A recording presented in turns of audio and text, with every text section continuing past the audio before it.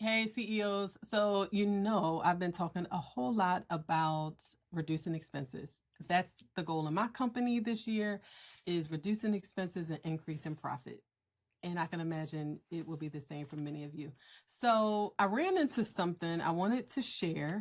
We use ADP. Maybe you use ADP, maybe you do not. And if you don't, it's okay because whatever payroll system you use, you can look into something similar just to kind of automate or streamline something that we do anyway. So, as it relates to our PTO, um, we have a specific amount of time that they earn per pay period. So, that's already set in here.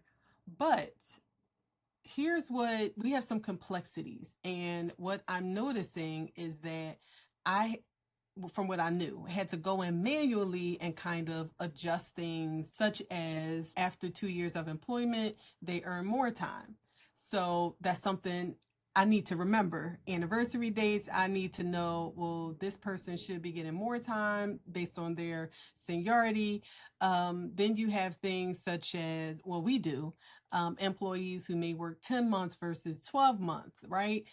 You may not have exactly these circumstances, but this fits for even if you have PTO accrual, right? Just plain like that. Or you might have some complexities and this could matter. So we offer sick and personal. So in Philadelphia, we're required to offer sick hours in addition to allowing them paid time off. So I'm just going to just show you what you're able to do in here, which to me helps reduce expenses, but also it eliminates something I need to do manually. Once you know about how much time people earn, maybe you don't do it how I do, which is they kind of earn it per pay period.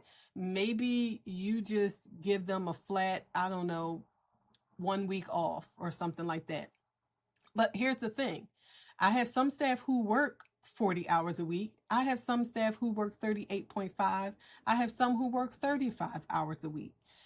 I want to make sure I'm paying attention to my money. So that means someone who is working an average of 35 hours a week, I don't want to be giving them 40 hours, right? That's a money leak. So I want to use my system to be able to specify these things so that I'm not wasting money.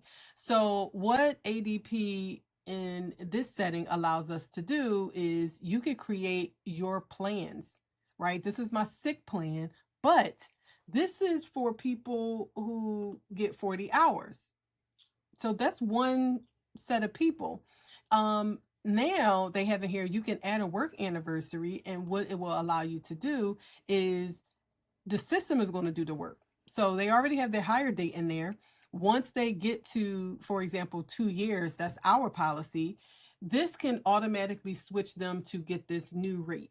So I don't necessarily have to worry about discrepancies. I don't have to worry about just doing it on by memory. Our plan ends August 31st because we start the new school year September 1st. So for us, it's clearing out automatically. And this also has some settings in here that I was able to set. Automatically add employees to the plan. So when I add a new employee, it sets them up.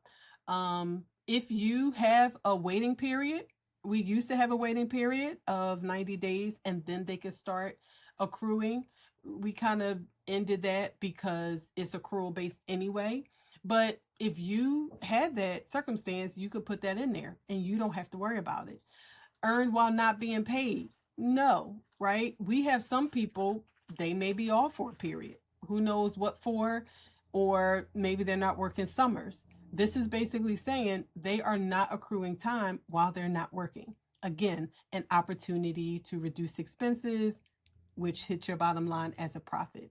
So I wanted to show that because, again, whether you use ADP or not, what I'm going to end up doing, see, you can see most of my staff from this location, they are in these plans. I am going to set up more specific plan. So I'm going to look at the different circumstances that we have, and I'm going to create my 10-month employee paid time off plan. I'm going to have the 12-month employee, and you can have vacation, sick, personal. We do personal because whatever you're doing with your time. It could be vacation, it could be to take care of your sick child, it could be whatever. So we just say personal, but you also can develop your own. So I'm sharing this because I love a good system. I love an opportunity to automate. And so while I'm creating policies for my business, it doesn't mean that I have to remember everything. It doesn't mean that I have to manually do it. I can set up my systems that I pay for because I pay for this service. I want it to work as much as it can. So this is just an example of something you can do to better manage your paid time off. We always have employees come and say, well, how much time do I have left?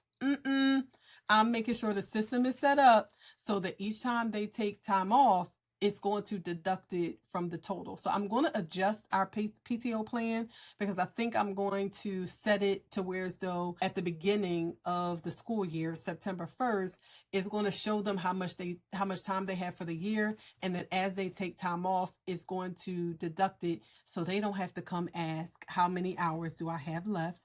It's on every pay stub. So those are some things that can save you time, save you money, save you headaches, and just make your business run smoother.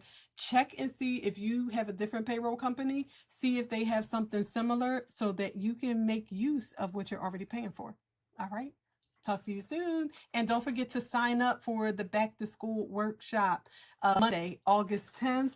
Free workshop. Let's get ready for the school year. This was one of my to-dos, is to make sure that my TO staffing plan was all set.